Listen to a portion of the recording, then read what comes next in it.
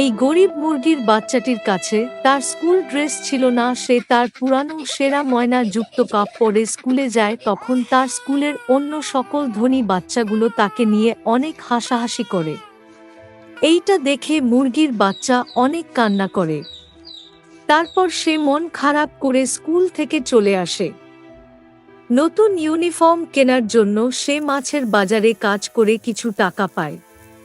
তারপর সে কনস্ট্রাকশনের কাজ করে কিছু টাকা পায়। তারপর সে রাস্তায় ঠেলাগাড়িতে করে তরমুজ বিক্রি করে কিছু টাকা পায়। অনেক কষ্টের উপার্জিত টাকা নিয়ে সে একটি ইউনিফর্মের দোকানে গিয়ে সুন্দর দেখতে একটি ইউনিফর্ম কিনে নিয়ে আসে। পরের দিন মুরগির বাচ্চাটি তার ওই সুন্দর ইউনিফর্ম পরে স্কুলে যায়। তখন তার সকল বন্ধুরা হা করে তাকে দেখতেই থাকে। কি বন্ধুরা, এই পরিশ্রমী বাচ্চাটির জন্য সবাই লাইক করেন।